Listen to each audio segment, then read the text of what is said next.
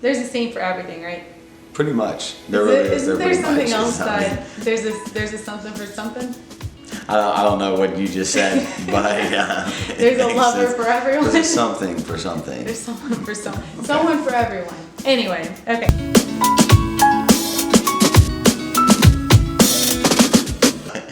Hi, and welcome back to Naturally Catholic. Okay, so in today's video, we are going to go into a little more detail about my birthing experience and also how St. Gerard holds a special place in our heart. So joining me here today is my husband, Kyle. Hello. He plays a big part in this whole thing. He's kind of part of it. Apparently I do. He's why we're here today, so. Apparently I do. So yeah, I'm glad that I at least got to sit down and so I can show a different side of myself, hopefully, than what has been edited into some of those videos. It's so hard not to put you in them. You're so funny. Thank you. You're too kind. You keep me laughing. Yes, as you said, the birthing story and St. Gerard and just kind of our whole experience, because obviously I know that there was a video that y'all have probably seen, and so this just goes a little bit more in depth, I guess, like the background. Right. So I can't remember everything that happened during the whole laboring process, just because after so many hours of labor, you kind of are out of it and you don't remember detail. So that's why I have you. Oh, I thought you were saying like both of us, like during that time, forget. I was like, I'm like nodding my head like you're dead. You're so right. I know. Okay, so I guess I'll just start from my pregnancy. So during my pregnancy, very early on, finding out, I think we both kind of knew in the back of our heads that we wanted to try to have a natural birth instead of their traditional C-section. So we kind of did our research and found a doctor through a really good friend of ours who also was going through the same experience with 2 previous C-sections. Who had had a successful VBAC. She had a successful VBAC, how many months before? Okay, so she had her successful VBAC in November, and then I found out I was pregnant that following February. She had a really great doctor that she loved, and so we reached out to her knowing she had a successful VBAC, and then we took her doctor and we used him. We used him. Literally, but we paid for using him. But just to back up a little bit, before this pregnancy though, we had 2 miscarriages, and so this pregnancy we were still kind of a little, we'll see how it goes, and we were kind of talking about wanting to do a natural birth with it, which you wanted to do with our second one. Right, but it's hard to find. But doctors. Dr. Gina, who we loved. Yeah, we did. He was a great guy. Do VBACs, right? Because so the doctor we used, Dr. Roberts, was old school. So like she said, he was an older gentleman in his prime. So he was a really great doctor with tons of experience. He did tons and tons of previous VBACs. He had a lot of success with them. So this did not scare him. So we used him, fell in love with him. So back to the same friend that we love, we're good family friends, and she was telling me that she's been saying this novena to St. Gerard. And this was kind of early on still. I'd only been Catholic for 1 year, so I was just now getting used to the whole faith. I was just now getting used to like standing up and kneeling at church, and now I have this novena. What? I had said maybe a couple during my miscarriages. I think I was like wanting to lean more towards like I want to say one to Jesus. Well, that's when you started saying your rosary around the time. Yeah, I started really diving into the first or second. I don't remember which one. Sorry, but yeah. No, it's okay. So our friend, she said, I have this great book and I want to get you one. And I'm like, okay, I don't know how I feel. So going through this book for the first time, I did it kind of half-heartedly, just kind of not sure about it. And then I don't know what it was, but I think 2 or 3 months later, I wanted to do it again. And so I said it again. And then I had to have been almost 8-9 months, going on my 9th month, and then I said it again. And so during my entire pregnancy, I said this novena a handful of times. And I would just take my red raspberry leaf tea. I would grab my novena book to St. Gerard. I would sit in our little prayer closet and I would just have a conversation with God one-on-one. And so that was my experience, how I mentally prepared for this pregnancy and for what was to come. Because I knew having a VBAC, trying to have one is going to be something that would take a lot of faith and trust in God. So he's the patron saint for motherhood and expecting mothers. So moms in general. Okay. So fast forward to when I went into actual labor. So, okay, I want to say it was 4 a.m. in the morning around that time because he was shortly getting up for work. I was laying in bed just having this, and girls, you know exactly what I'm talking about when you're pregnant and you know something like this is about to happen. I don't know, we're made this way to know. And I just told him that morning, I said, please don't go into work. I really feel like I'm gonna go into labor. And he just kind of looked at me, he's like, if your water breaks, call me. If not, I have to go to work. And I was kind of like, okay, I know something's about to happen, but nothing did in that moment. Went back to sleep. I think it was 6 o'clock in the morning. I had taken a shower, ate some breakfast, and I went back to bed. I woke up at 8 o'clock in the morning, and I felt like I had to go potty. By the way, I don't know if you know this, but we're gonna get into detail. Yeah, right? I just think that your depiction of how kind you were when you said, "Oh, honey, please stay and don't go to work," is a little bit rougher than that. But I digress. Because he was trying to leave me, Yes. and I knew I was about to go into labor. So anyway, I woke up. It was like 8 o'clock in the morning. I felt like I had to go potty, like pee, and I was like, okay, so I'm gonna get up. I'm gonna go use the ladies' room, and It's just a bathroom. It's a bathroom.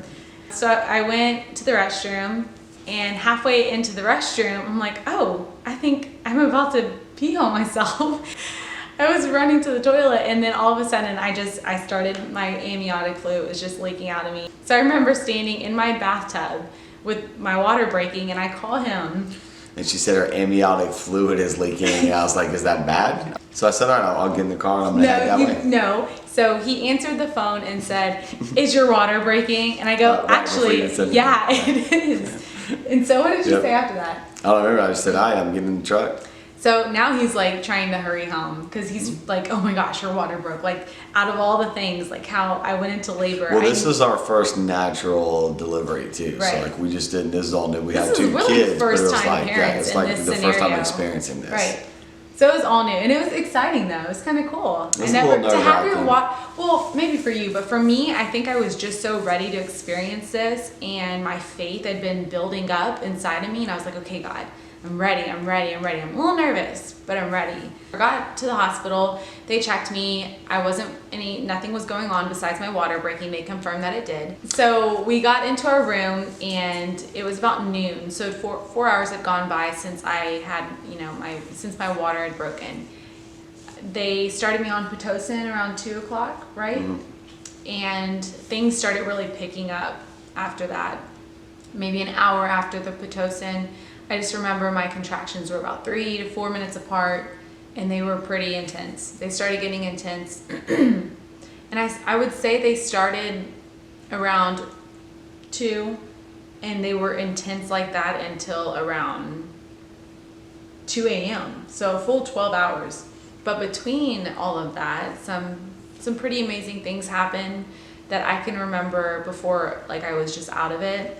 I remember being in a lot of pain, probably around 6 or 7 p.m. at night. I know it was getting close to dinner time, and I was just, I didn't know how to control it, and I was trying to get through each contraction, and I remember saying like a Hail Mary through each contraction. And then I remember that we packed our rosaries. So then we were able to say a rosary together, and it was the Sorrowful Mysteries that day, right? And so we said a rosary together. It was just amazing to be able to be in that much pain and to tie in with the Sorrowful Mysteries. It was just a great experience to be able to have that. Obviously, it starts to get more painful, and so that I didn't want to see her kind of suffering with pain after a certain point of time, just because there was more to come. So anyways, keep in mind, we got there like at, 10 o'clock. 10 o'clock in the morning. In the morning, right at that point in time, once you're in there and they've got a gown on you, you're not eating anything, you're not drinking anything. So as the time went on and time goes on, going in there, like I said, it was a bit nerve-wracking just because of this is our first time, like we just said a second ago, like of really kind of experiencing this and hoping that our prayers and everything are answered, but at the same time, trying to have that trust and that faith that if it doesn't, then it's not the Lord's will, and therefore it shouldn't be our wills to desire, but just to trust in God's plan for us. So obviously we were in there, like she said a rosary. So it was the 15th, right? And it was the 15th, and that was October 15th. I believe that was the feast day of St. Catherine of Siena, right? So we're not even really paying kind of attention to that at this point, you know, once it really starts to become game time. So at about 2 a.m., once they started becoming really intense, by this time she had gone, From 14, 17 hours almost probably, without any food or really any real sustenance. By this time, I can just tell, like, she's tired, she's famished. And so I was just telling her, like, look, just do the epidural. It was really hard to make that decision because in the back of my head, like, I knew I probably could have pushed forward a little bit, but at the same time, like, getting that rest sounded so good to me, you know, because I knew I was going to have to push, and I knew that was going to take a lot of energy. And so looking at him, I can remember that moment, like, looking at you, and we were standing in the door frame of the bathroom. And I just didn't know. You don't know what to do with your body when you're in that much pain. You don't know what you're like. Should I stand? Should I sit? And it's just hard. So I caved, and I did. I got the epidural. It didn't work very well for me. It only worked on half of my body, and so that made it even more uncomfortable because half my body's numb, the other half I'm still in pain, and I'm still just like. And now I can't move. Now I'm sitting, and there's nothing I can do. I could tell also, like, he was concerned for me, and he was tired too, and it had been such a long day. How did you find out it was St. Gerard's feast day? Our friend texted. Either Matt or Momo had texted us, but yeah, I think that's how. She said, how cool would it be if you had him on St. Gerard's feast day? And then we both looked at each other and like, oh my gosh, that's crazy. Yeah. And I was thinking, I think you got it earlier that day, because I remember thinking and saying this, like, oh, I'm gonna have him way before that, because like, who's gonna be in labor for longer than 18 hours? And then we ended up having him the next morning around 10 o'clock in the morning. Yeah, like 10:32, I think, to be precise. And so we had him on St. Gerard's feast day. Yeah. Next day. Yeah, I was going to say, after you got the epidural around 2, it was a selfish thing on my end too, because I was like, we both need sleep, and you're not gonna be able to sleep, and you're gonna have to push, and like by this time she's not even dilated that far either. I think it was 5 or 6 at 2 a.m. in the morning, because I remember when she checked me and she's like, oh, you're still like a 5. And then the doctor came to check me. In my video, I can't recall, but I think it was like 6 a.m. in the morning or something. Well, and I was almost dilated too. I was like at 8. Well, he came to check you a few times, and there's a few times he came in there and checked, or the nurses would check every so often. Yeah, you get checked so many times. He'd come in there twice, and at first he was just saying, you know, one of the nurses was kind of saying, like, I don't know, you're probably going to have to get a C-section, this and that. And, like, my heart's sinking as I'm hearing that, because I know how much she wanted to do this. So I was like, don't say that, as long as the baby's fine. And the good thing, and the other thing too about this doctor was that he was like, I'm gonna let you labor. I'm gonna let you labor, right? He was on call. He was ready to come in and go out. He wasn't just trying to like get you checked in like the next patient, C-section, and next. He really cared. So the second time he came in, I'm sitting there and he's checking her and he's trying to get her to push, and he kind of says, okay, you know, we're gonna give her a little bit more time, and next time I come in here, if I can't get the head to crown or to break the cervix or whatever, like, you can't get to break some barrier that it was in. He was saying, so there's different stations, and like, so my Ambrose, our son, his head was behind my cervix, and so that was making it hard, obviously, if you know what we're talking about. So when the baby's head's behind the cervix, it's having a hard time coming down. And so he was trying to bring him around, because he was sunny side up. So I was having a ton of back labor. So he was like the opposite. He says the next time I come in here, if I can't get him to come down, then you know, we're gonna have to do a C-section. Did he say that? So, Okay. And so like at this point, then after that, I'm just like, that. you know, well, you were epiduraled, you know, she was epiduraled. So then I remember that just kind of really praying again, and then just saying, but you know, Lord, just let your will be done, right? Because I mean, the most important thing, obviously, is having a healthy baby and a healthy wife at the end of the pregnancy, at the end of the delivery. So he comes back the third time, and by this time I'm like, you know, I'm trying to be there, like, just come on, push, you got this, you got this, you got this. And he's sitting there, and like, she's doing it a couple times. In the back of my mind, I'm like, you know, you've got to yell at her to do it as much as she can, because if this does not happen, she's gonna have a C-section.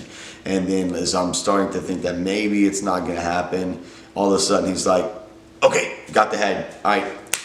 Got the He's head. like, tell the nurse. He told the nurse. He said, "Get ready for delivery." And I was like, "Wait, we're doing this?" He goes, "It's good. We're doing it." And I'm like, I remember oh that my moment. gosh. I remember because you looked at me and you were like, "Okay, it's game time." It's game time. So I'm a very personal person. Like, sometimes if she edits some things in there, I ask her not on some of them. She'll put them in there. I'm a personal person. But we're Facebook, one flesh. So he has only half face. What's mine is hers, and what's hers is hers, and that's how it works.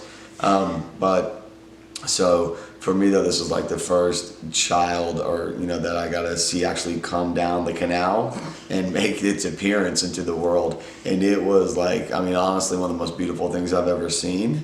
No, it was beautiful, but it was like, you know, it's scary beautiful. You're seeing something where you're like, what is going, you know? And Dr. Roberts has done this all, you know, all the time. He's like, oh, come take a look, Dad. And I look, and he's like, here's his head, and he's just like scratching the top of his head. He's like, I'll take a limb, you know, and keep on pushing. I'm like, oh my gosh, there's his head. Here's my wife. We're pushing. He's here, you know. And so at first, go ahead, interject. I was just gonna say, might I just add, during this pushing, the weirdest thing I thought out of this entire experience is what happens to your stomach. Like, I don't think anyone tells you, but when you're having intense contractions, your stomach like turns and looks funky. During my pushing, my stomach was just getting so oddly shaped. That was just kind of freaking me out. It's nice to know that as we're doing this, she's like, does my stomach look no, because fat? you're like, I look fat. You're pushing and like you can feel it, and it's like shaped. It was wild.